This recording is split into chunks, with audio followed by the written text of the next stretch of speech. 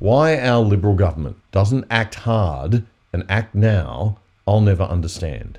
It's not as if there's ever going to be a time that people aren't going to accuse them of bias if they try to reform the ABC. Just rip the Band-Aid off and get it over and done with. There are just as many of us cheering you on as there are ready to criticise you.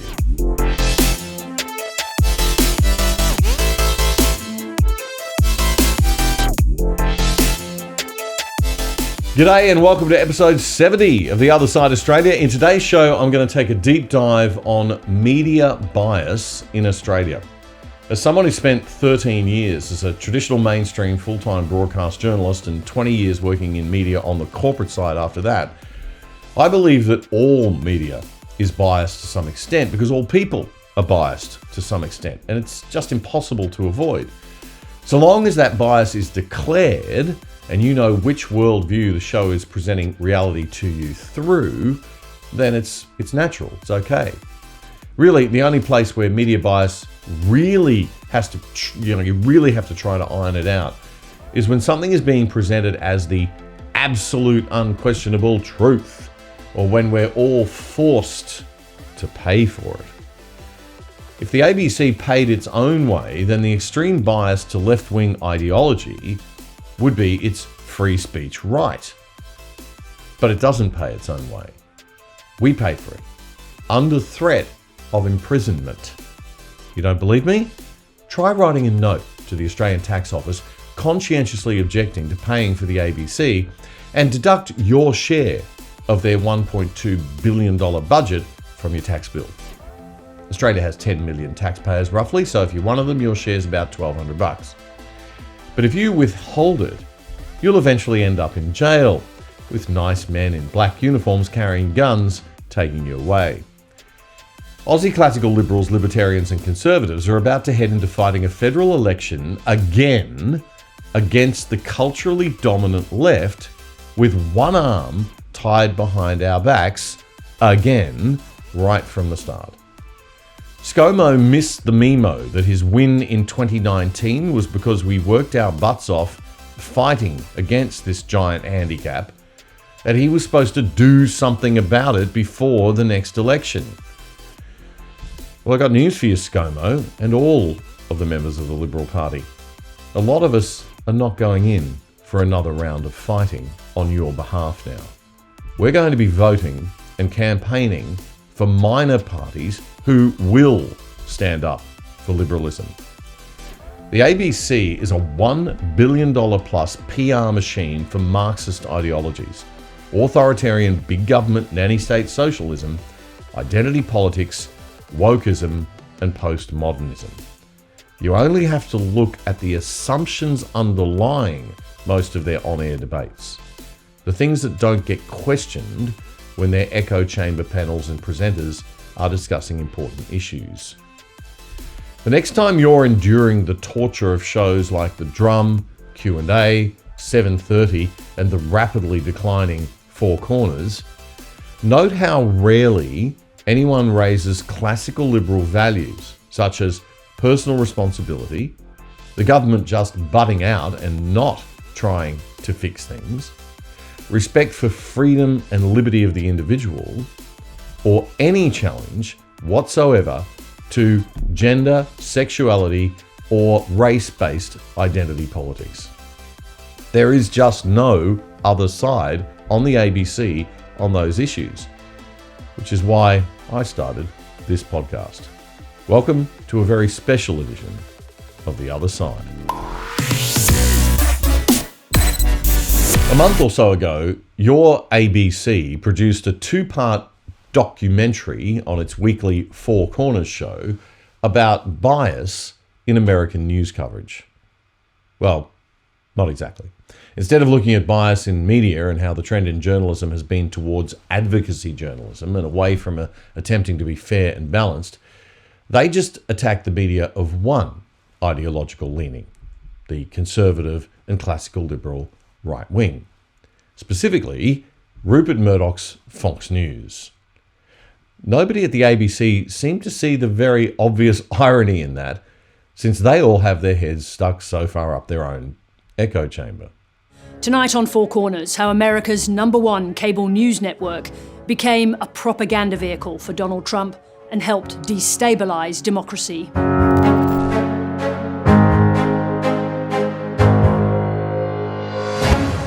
Now, given that the ABC's only 24-hour cable news competition in Australia just happens to be Murdoch's Sky News channel, it'd be pretty obvious to anyone with half a brain that there may be a slight conflict of interest in the ABC doing a piece aimed solely at dumping on Murdoch's Fox News network. But no, not to the lovies of their ABC, because they are the purists, the good, the noble, the holy ones, and the rest of us are just right-wing deplorables. The deplorables who pay for their big media toy to the tune of more than $1 billion a year. And this was a hatchet job, the kind of hatchet job that the ABC's Four Corners unit seems to be all too frequently pumping out these days. Interviews were only done with Fox critics. The bad orange man featured heavily, and none of the real issues were tackled. Like, maybe there are some people who like conservative or classical liberal values and thinking, and maybe there are some people who like Donald Trump's politics despite his personal flaws, and maybe we should think about why maybe that is, and maybe we should discuss the role of media as a gatekeeper of the truth generally. All of that would be obvious to a first-year journalism undergraduate student of any other era. But today, so brainwashed with left-wing neo-Marxist crap at university, our current flock of journalism students would merely be nodding along, admiring the serious brilliance of the fine work of the Louise Milligans and Sarah Fergusons and La Tingles at the ABC that they aspire to emulate. Tell us how bad all those fat white old men are, Sarah. You go, sister. We saw on January 6 how President Donald Trump's stolen election lies provoked an insurgency.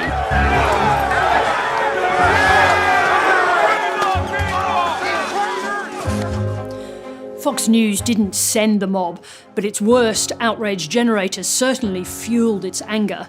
Trump wasn't alone in his assault on the truth, but he could never have spread the big lie so widely without his most reliable echo chamber, the Murdoch-owned and run Fox News. Right. But you didn't see fit to mention the fact that the Microsoft NBC joint venture, 24-hour left-wing cable news channel, MSNBC, is a non-stop propaganda machine for the Democratic Party and the left, and campaigned just as passionately against Trump during his entire term in government? The president is a raving lunatic. He is not well. Those are not my words. Those are the words of Andrew Gillum, the former Democratic mayor of Tallahassee, who came in second in last year's race for governor in Florida. He was echoing what has become mainstream thinking now about the mental health of the president of the United States. And you didn't see fit to mention that CNN, freaking out that MSNBC and Fox were beating it in the cable news TV ratings, also took a massive swing to the left and to campaign-style commentary, hiring anchors like Chris Cuomo, the brother of the now disgraced Democrat governor of New York State, and this guy, Don Lemon.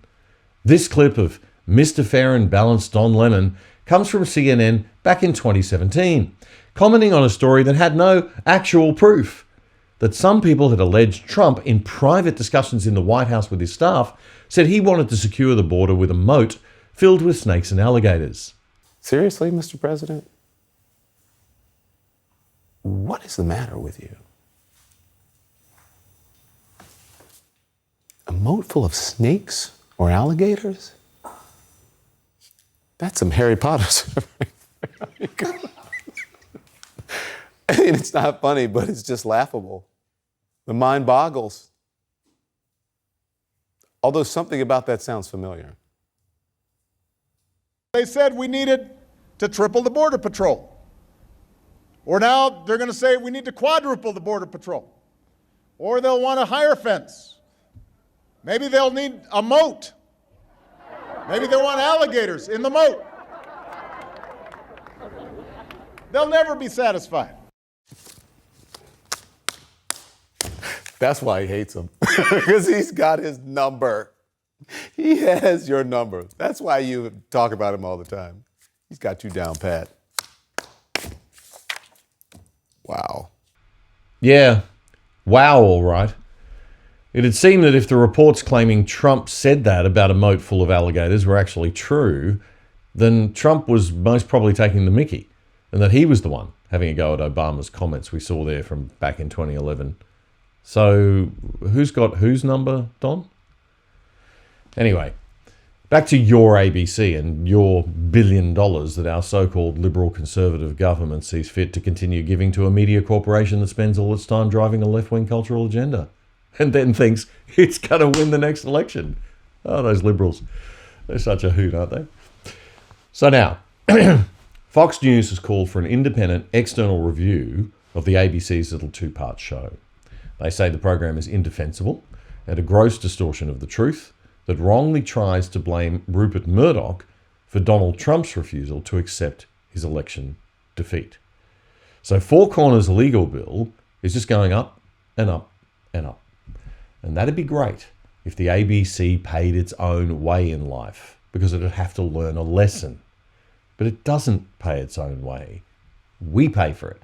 You, the tax-paying, hard-working Aussie who doesn't even watch the ABC. And you, the small businesswoman who pays truckloads of tax and made no money during COVID and barely kept it all together, while our public servants like Sarah Ferguson get to use that money for their own little political campaigns. Ferguson described Fox News as the Trump network, an echo chamber, and also a propaganda vehicle. For some strange reason, Fox News got a little upset. Fox News General Counsel Bernard Gugar wrote 2 letters in 2 weeks to ABC Chairwoman Ita Buttrose and Managing Director David Anderson. The Australian newspaper reports the letter was also sent to the media watchdog, the Australian Communications and Media Authority. The letter argues the Four Corners show breached the ABC's code of practice, which states that it must, quote, ensure the presentation of news and information is accurate and impartial according to the recognised standards of objective journalism. The episodes flout the letter and the spirit of the Australian Broadcasting Code of Practice and run afoul of the Federal Parliament's primary standards for the ABC. Those authorities make it clear that the ABC has a duty to gather and present accurate information in an impartial manner. Fox News General Counsel Bernard Gugar. You see, the ABC isn't Fox News. It isn't MSNBC. It isn't the other side. The ABC must represent all of us, and it is not allowed to have bias in its coverage like we are. Now, as I said earlier, I personally believe that unbiased news coverage is impossible. We should all strive to be accurate with the facts and data, but beyond stuff that's as obvious and indisputable as 2 + 2 = 4, nobody can be totally sure they're right on most things. No matter what level of research you're doing, some bias is going to creep in.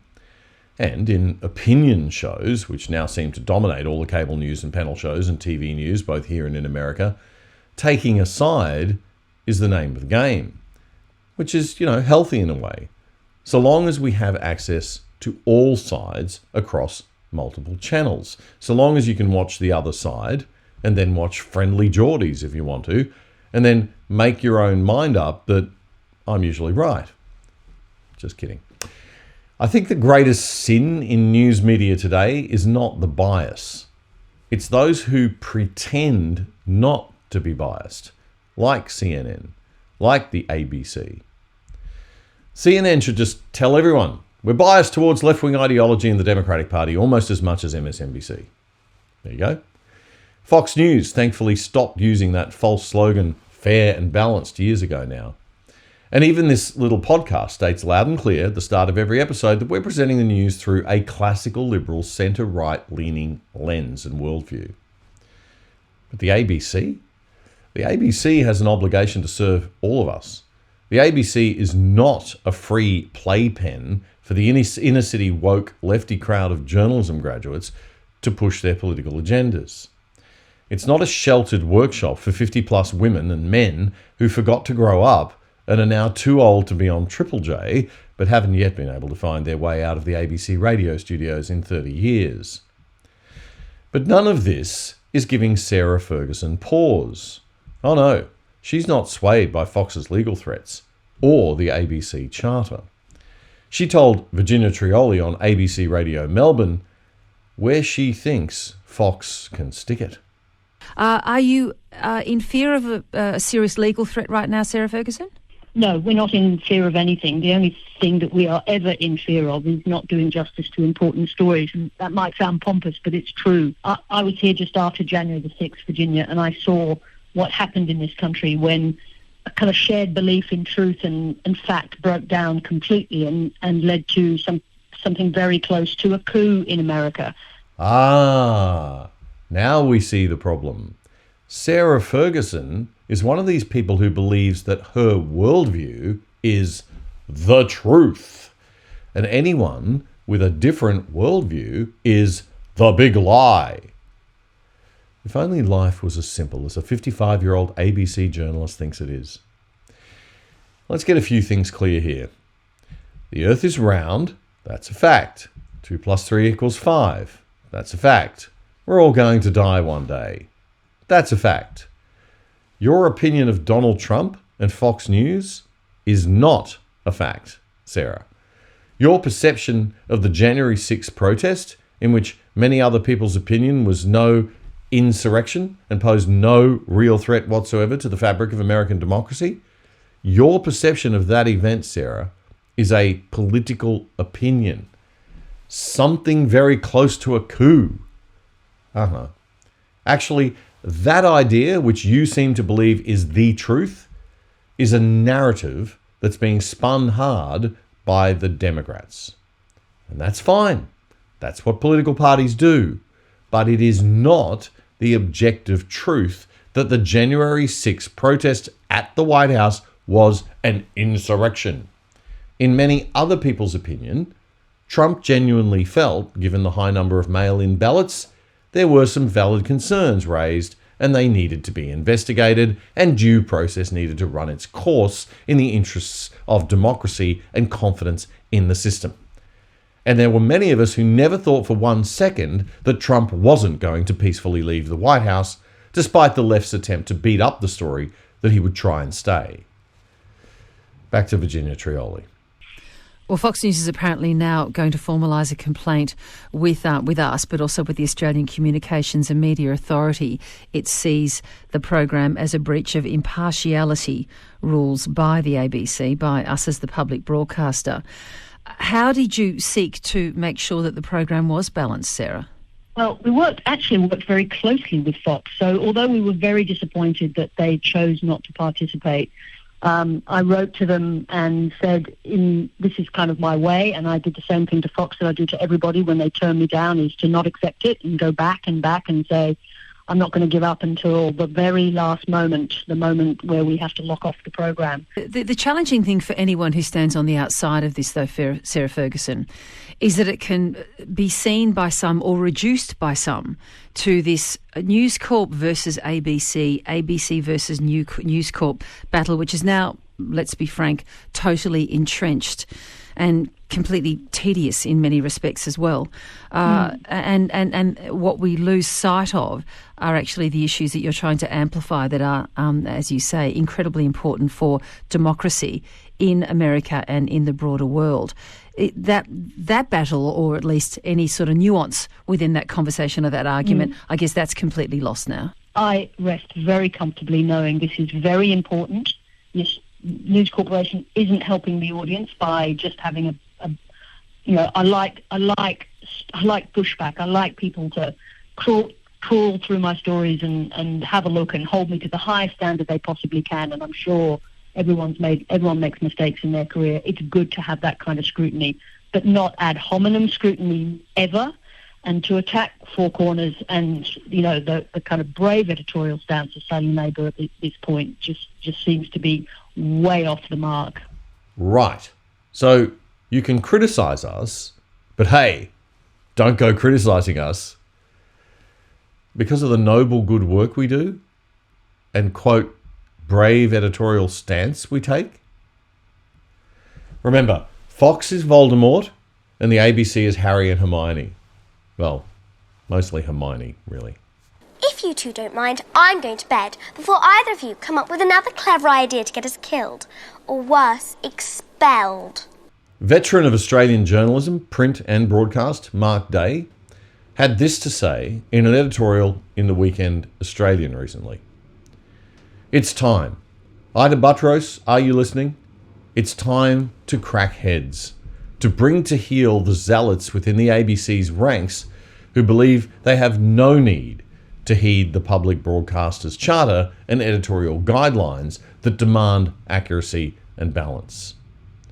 Ida's responsibility as ABC chairwoman is to uphold its legislative charter. This does not allow for partisan frolics such as Sarah Ferguson's Four Corners special, The Big Lie. The program was a full-frontal hit job on Rupert Murdoch and the US Fox News channel.